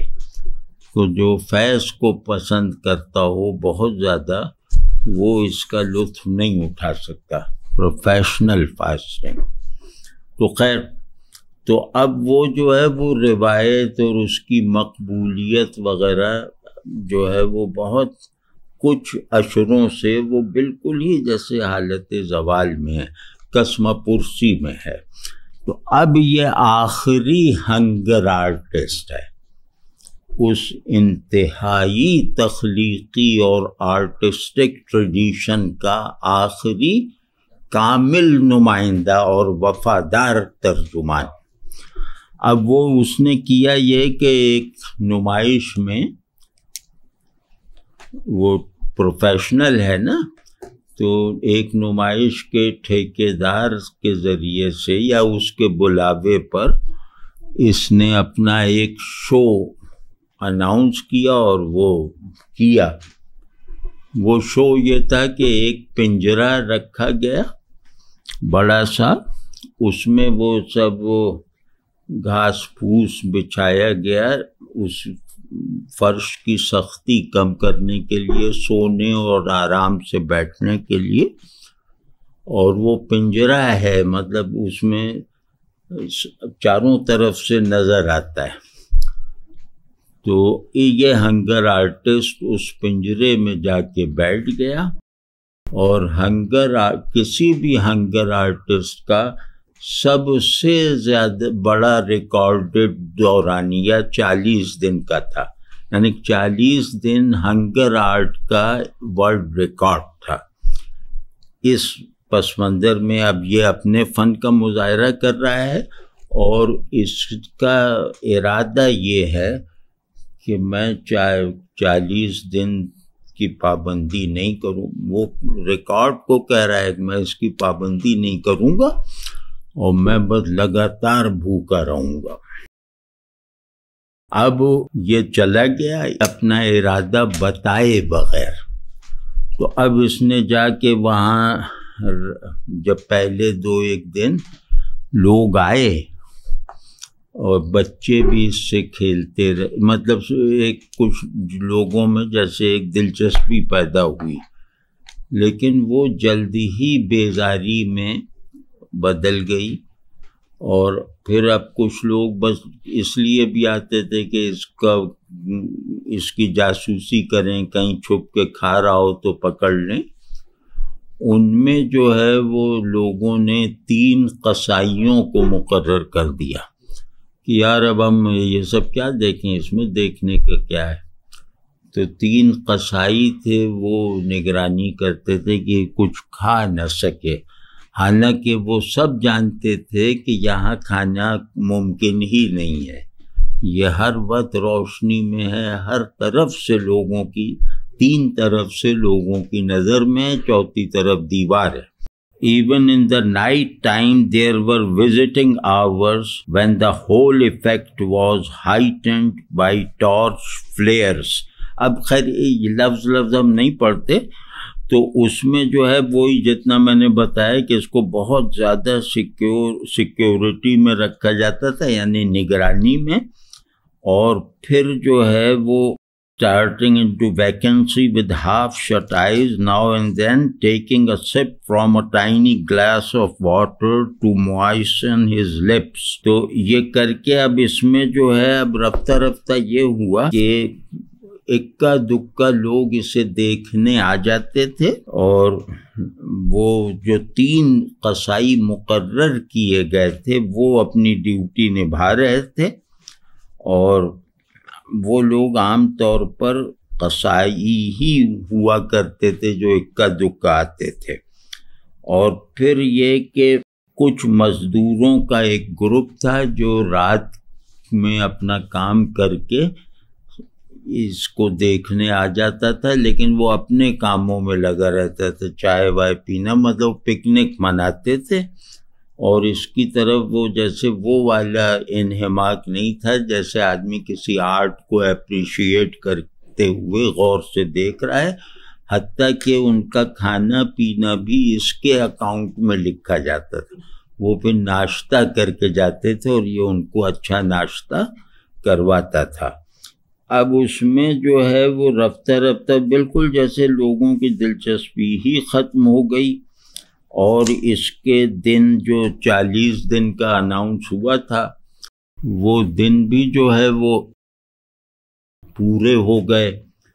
تو ٹھیکیدار نے جو ہے ایک تقریب منعقد کی کہ بھئی اتنا بڑا ریکارڈ بن گیا ہے، اور وہ ظاہر ہے تو اس کے مفادات وہ مالی تھے، تو اس نے اس کے 40 دن کی فاسٹنگ کو خاتمے کے دن بہت بڑا واقعہ بنا کر اس کا اشتہار دیا، اور ایک بہت تقریب کا اعلان کیا۔ اس تقریب میں بہت سے بڑے بڑے لوگ آئے، اور یہ وہ، اور کھانے کی میز بنائی گئی اس کے لیے کہ بہترین کھانے رکھے ہوئے ہیں کہ اس میں اس کو نکال کے لائیں گے، فلم بنائیں گے، اور یہ سب کر کے گویا اس کو ختم کریں گے، یعنی اپنا منافع لے کر اس کو کہیں گے دفع ہو جاؤ۔ اس کو 2 بہت سجی بنی جو خواتین تھیں وہ رواج کے مطابق ہار وغیرہ لے کر اس کو پنجرے سے نکالنے پہنچیں، تو انہوں نے کیونکہ بالکل ہڈیوں کا ڈھانچہ ہو چکا تھا تو اس کو اٹھایا انہوں نے، عورتوں نے دونوں طرف سے، اور اس نے پہلے منع کیا، کہا نہیں میں تو اس کو جاری رکھنا چاہتا ہوں۔ تو ٹھیکیدار نے اس کی یہ بات نہیں مانی، کیونکہ ظاہر ہے کہ وہ 40 دن کے بعد اگر ہوتا تو وہ لوگ انٹرسٹ لوز کر دیتے، وہ لوگ جن سے اسے مالی فائدہ تھا، یعنی یہ کمشنر وغیرہ آ گئے، صنعت کار آ گئے وغیرہ وغیرہ۔ تو اس نے نہیں مانا اور اس کو ایک طرح سے مجبور کر کے باہر نکالا۔ تو جب اسے وہ عورتیں اٹھا کر تقریباً کھینچتی ہوئی لا رہی تھیں نرمی سے، تو اس نے ان کی آنکھوں میں دیکھا تو ان کی آنکھوں میں کوئی ہمدردی نہیں تھی، ایک صفاقی تھی عورتوں کی آنکھوں میں۔ اسے باہر لایا گیا، اس نے کھانا کھانے سے انکار کیا، اور پھر جب اس نے بالکل ہی مضبوطی سے انکار کر دیا تو اب وہ پنجرہ جو ہے وہ ایک کونے میں رکھ دیا گیا اور اس کو جیسے بالکل فراموش کر دیا گیا۔ اب یہ پنجرے میں پڑا رہتا تھا وہ گھاس پھوس پہ، اور کوئی اسے دیکھنے نہیں آتا تھا، حتیٰ کہ وہ جو ایک نام نہاد نگرانی والا رکھا تھا وہ بھی نہیں آتا تھا، کیونکہ اب اس کی ٹھیکیدار کو ضرورت ہی نہیں رہ گئی تھی کہ نگرانی اس کیوں کروائے۔ تو یہ بالکل ایک نامذکور اور لا شے وجود کی طرح اس میں پڑا رہا، سب بھول گئے کہ یہاں کوئی آرٹ کا مظاہرہ ہو رہا تھا۔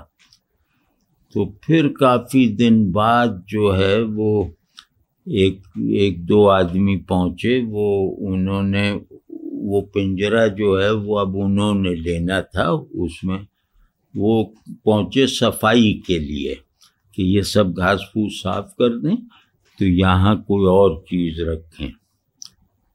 تو وہ گئے تو انہیں معلوم نہیں تھا کہ یہ ابھی ہے، تو وہ اس کو دیکھتے ہیں تو ایسے اٹھاتے ہیں، کچھ حرکت دیتے ہیں تو یہ آنکھ کھولتا ہے اور ان سے مطلب کہتا ہے کہ تم وہ میں ڈائیلاگ وہ آخری حصہ ہے اور وہ مطلب عجیب سا ہے، وہ دیکھیے گا تو وہاں جیسے ہمیں ٹیکسٹ پڑھنے کی ضرورت ہے۔ یہ آخری پیرا پڑھتا ہوں تو وہ تاکہ اس کی وہ جو الگ سے خوبی بیان کی ہے نیریشن کی، تو اب اس کو یہ احساس ہو رہا تھا کہ اس نے تو خلوص کے ساتھ، پوری آمادگی کے ساتھ، مجاہدے کے ساتھ فن کی اس عظیم روایت کو زندہ رکھنے کی کاوش کی، لیکن یہ کہ لوگوں نے اس کی سچائی کی قدر نہیں کی، یعنی لوگوں نے اسے گویا ریجیکٹ کر دیا، اس کا صدمہ تھا۔ تو اب یہ many more days went by, however, and that too came to an end، کہ بس یہ آخری دن ہے۔ And overseers I fell on the cage one day، کیونکہ اس کا کیج بالکل اٹھا کے کہیں غیر اہم جگہ پہ رکھ دیا تھا، تو ایک اوورسیئر جو اس علاقے کا تھا وہ ایک دن اچانک اس نے جو ہے ایک دن وہ اس کی نظر اس پنجرے پہ پڑی، and he asked the attendants why this perfectly good cage should be left standing there unused۔ تو اب یہ ہوا کہ وہ اس نے اوورسیئر تھا، وہ کیجز پنجروں کا معائنہ کر رہا تھا، اس کی نظر پڑی تو اس نے کہا کہ بھائی یہ اتنا ٹھیک ٹھاک پنجرہ جو ہے وہ خالی کیوں چھوڑا ہوا ہے، اسے کام میں کیوں نہیں لایا گیا، اور نہ صرف یہ خالی ہے بلکہ اس میں گندگی بھری ہوئی ہے، فلدی جو اسٹراز ہیں۔ تو اب یہ دیکھ کے وہ اندر داخل ہوا تاکہ اس کی صفائی کر کے اور اس کو اچھی جگہ پہ لائے، اور وہاں اس کا استعمال بھی اس کے ذہن میں آ گیا۔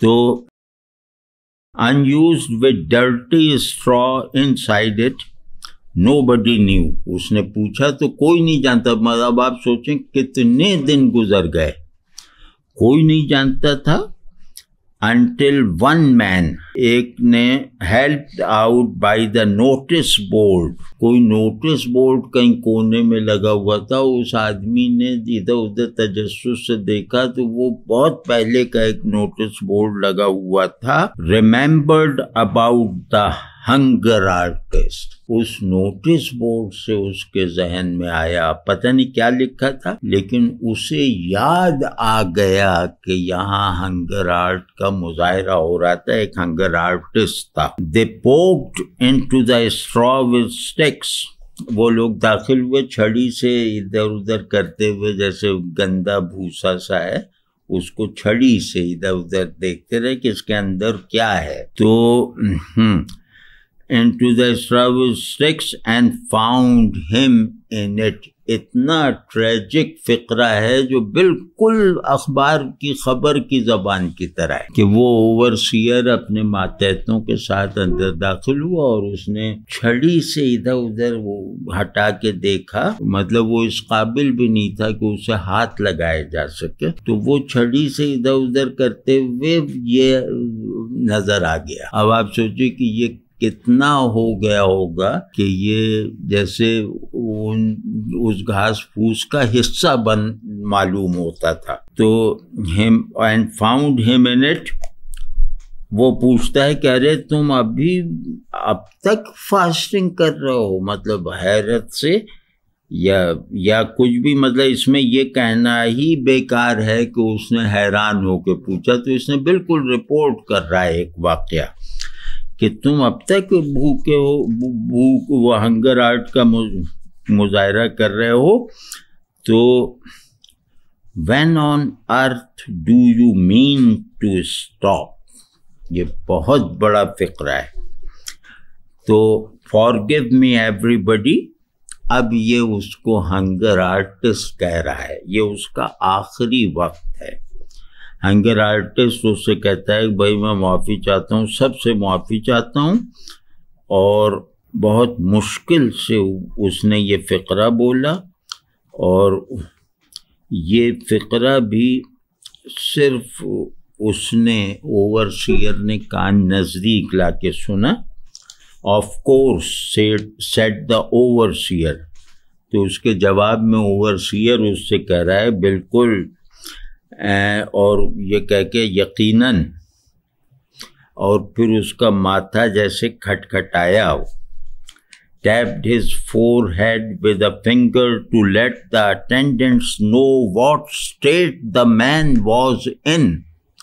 کمال کی ہیبت ناکی ہے کہ اس نے اس کو یوں کر کے یہ جب دیکھا اور دکھایا اپنے ساتھ والوں کو کہ یہ کس حال میں ہے. اب یوں ٹھک ٹھک کر کے دکھانا اس کی ہولناکی تصور سے باہر ہے. یعنی بجائے اس کی ایک سانس دیکھتا کہ یہ کہہ کے مر گیا ہے یا کیا، اس نے یوں، یعنی کہ اس کا پنجر کتنا بوسیدہ ہو چکا ہے، اس طرح کھٹکھٹا ہے. اب کہہ کیا رہا ہے؟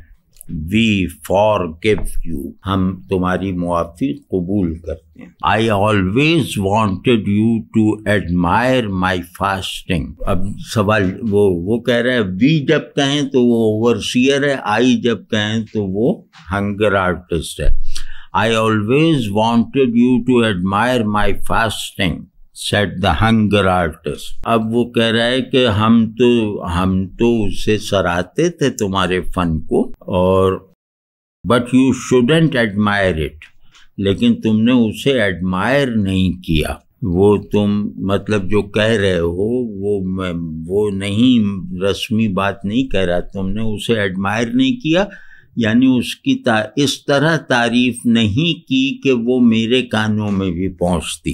اب اس میں آرٹسٹ کا ایک وہ کہ ہر آرٹسٹ کو مقبولیت اور پسندیدگی کی ضرورت ہوتی ہے، وہ نہ ہو تو وہ روایت فنا ہو جاتی ہے.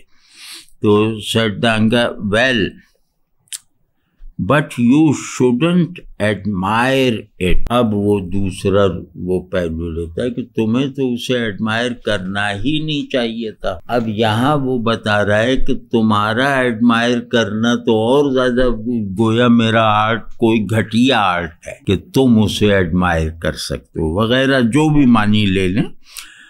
تو اب وہ اوورسیئر اس سے پوچھتا ہے کہ ہمیں کیوں نہیں سراہنا چاہیے تھا. اب ہنگر آرٹسٹ اس کا جواب دے رہا ہے کہ اس لیے کہ مجھے تو بہرحال بھوکا رہنا تھا، اپنے آرٹ کے ساتھ وفادار رہنا تھا، تو میں تو اس کے علاوہ کچھ کر ہی نہیں سکتا تھا. مجھے تو بھوکا رہنا ہی تھا، مجھے تو اپنے تخلیقی وفور میں رہنا ہی تھا. یعنی یہ میرے لیے نیچرل ہے. اب وہ کہہ رہا ہے کہ what a fellow you are, کیا عجیب آدمی ہو overseer, and why can't you help it, اور تم کیوں اس پہ نہیں قابو پا سکے کہ بھئی باہر آ جاتے کھاتے پیتے.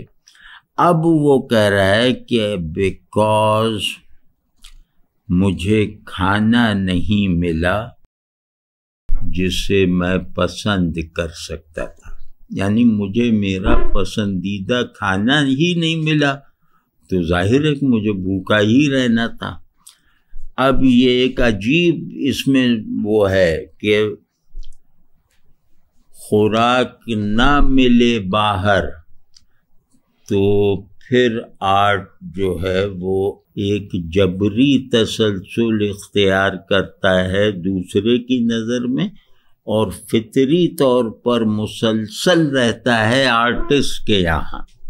یہ جیسے آرٹ و تہذیب و تاریخ کا پورا انداز بتا دیا اس نے یہ کہہ کے. ہاں تو and why can't you help it, because said the hunger artist, I couldn't find the food I liked. If I had found it, اگر وہ مجھے میرا پسندیدہ کھانا مل جاتا تو believe me، یقین کرو، I should have made no fuss and stuffed myself like you or anyone else. تو پھر میں تمہاری یا کسی کی بھی طرح کا ہوتا، میں پھر ہنگر آرٹسٹ نہ ہوتا. یعنی کہ اگر میری تخلیقی پیاس کی تسکین کا سامان ہوتا باہر میرے، تو پھر میری تخلیقی حس جو ہے وہ اظہار ہی میں نہ آتی، اسے ضرورت وہ اس معنوں میں کہہ رہا ہے. تو these were his last words, but in his dimming eyes remained the firm, though no longer proud persuasion that he was still continuing to fast. یعنی مرتے وقت بھی اس کے ایک جھماکہ سا اس کی آنکھوں میں فخر کا تھا، اور وہی فخر کا لمحہ جو ہے وہ اس کی زندگی کا آخری لمحہ تھا، کیونکہ اسے فوراً مرنا تھا تو وہ جھماکہ زیادہ طول نہ پکڑ سکا، اور وہ گویا اس اطمینان اور فخر کے ساتھ مرا کہ میں مرتے ہوئے بھی اپنے آرٹ میں ہوں. یعنی اپنے آرٹ سے منقطع، اپنی آرٹسٹک ذمہ داری سے غافل رہے بغیر، اس سے فاصلہ کیے بغیر، اس میں وقفہ کیے بغیر زندگی کا اتنا سا حصہ گزارنے میں کامیاب ہو گیا. اب یہ سننا بہت ضروری ہے، کیونکہ یہ لفظ آنا چاہیے کہ well clear this out now, said the overseer. کہ اب اس نے اس کی بات سنی، مر گیا.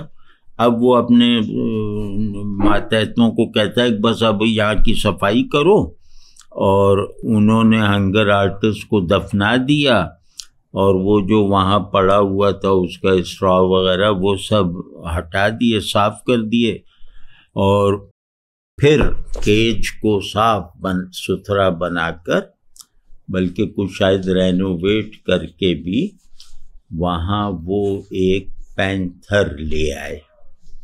یہ اس کے لفظوں میں سنیے. Into the cage they put a young panther. ایک جوان چیتا، پینتھر چیتا ہی ہوتا ہے نا.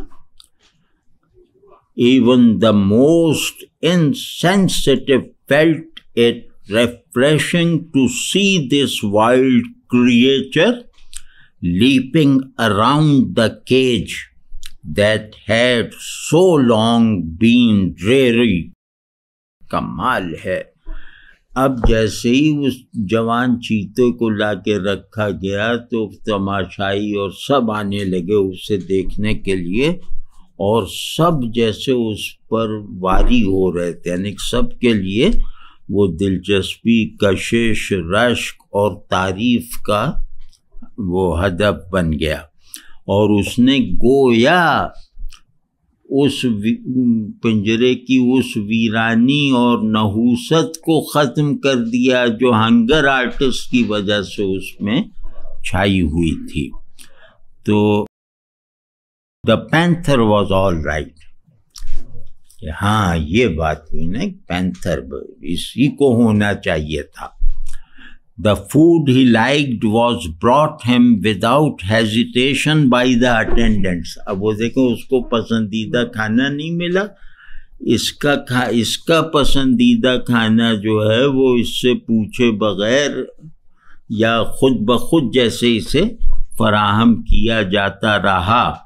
اور یہ کھانا وہ لوگ لاتے تھے جو اسی کیج کے پہلے وہ محتمم تھے جنہوں نے اس کو اس حال میں چھوڑ دیا. The food he liked was brought him without hesitation.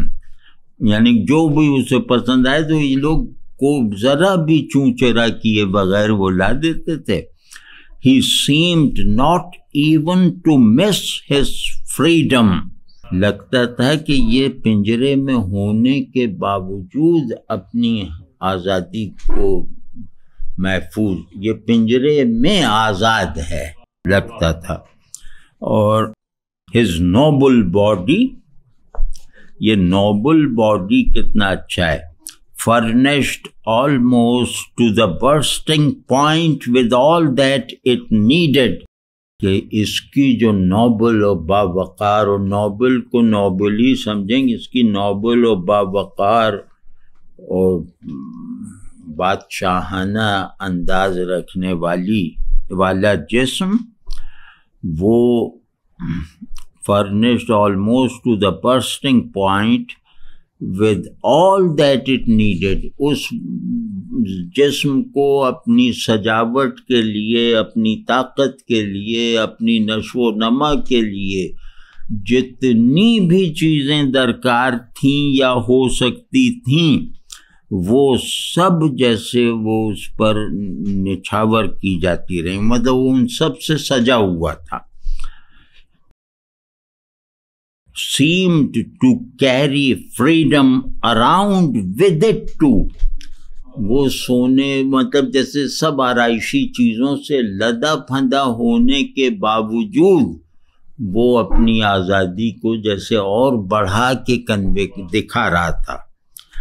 ہاں، around with it too, to carry freedom around with it too. یہ اتنا خوبصورت فقرہ ہے کہ وہ اس بوجھ کے باوجود اپنی آزادی کو جو ہے وہ حرکت میں رکھنے میں اور حفاظت کرنے میں، اٹھائے رکھنے میں کامیاب تھے. تو somewhere in his jaws it seemed to lurk, and the joy of life screamed with such ardent passion from his throat that for the onlookers it was not easy to stand the shock of it.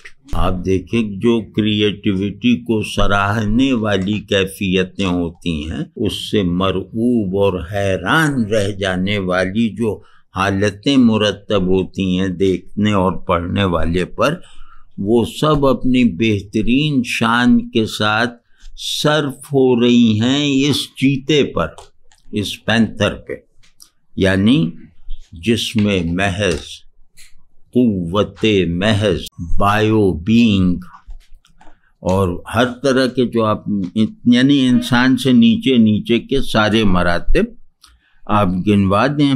ہاں، تو joy of life streamed with such a from his throat.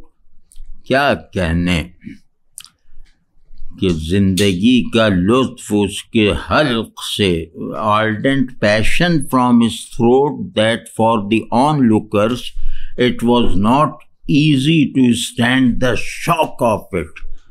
وہ ایسا اظہار ہوتا تھا کہ اس کا جھٹکا کوئی سہ ہی نہیں سکتا تھا، یعنی اس کے آگے سبھی جیسے وجد میں ہیں، سب جیسے اس کی پکڑ میں ہیں، سب جیسے اس کے اوپر مطلب اپنے آپ کو قابو نہیں کر پا رہے اس پر نثار ہونے میں.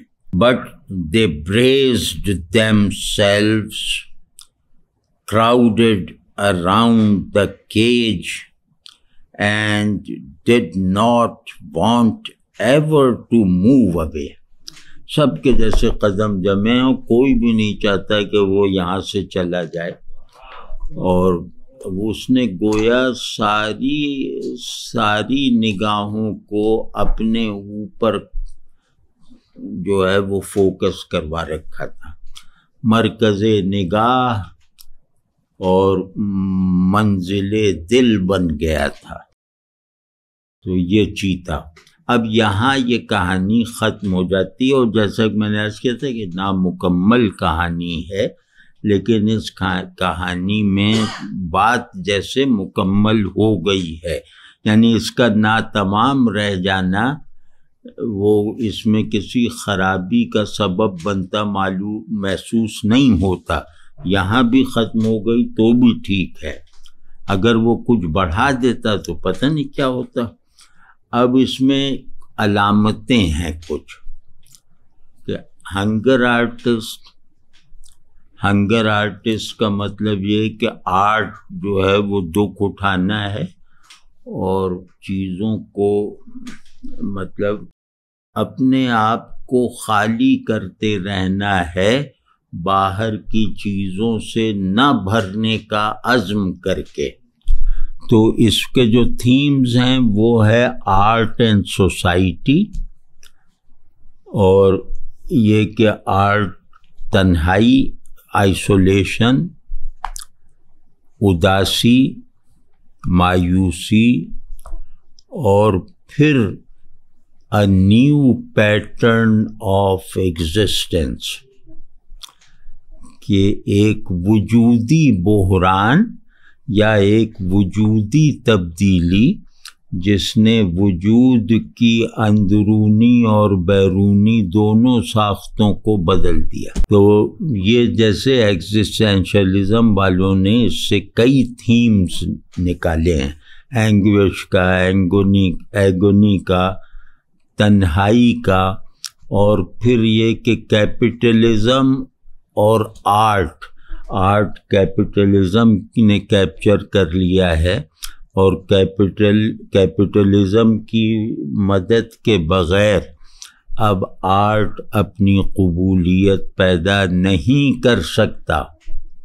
اور آرٹ کو جس طرح کی اپریسیشن اور زینت درکار ہے وہ بھی کیپٹلزم کی مرہون منت بنا دی گئی ہے. یہی آرائشیں اور یہی سب چیزیں، یہی آزادی، یہی شکم سیری کی حالت میں ہونے والی کیفیت ہنگر آرٹسٹ کو ملا کرتی تھی پہلے، جو اب چیتے کو دی گئی ہے.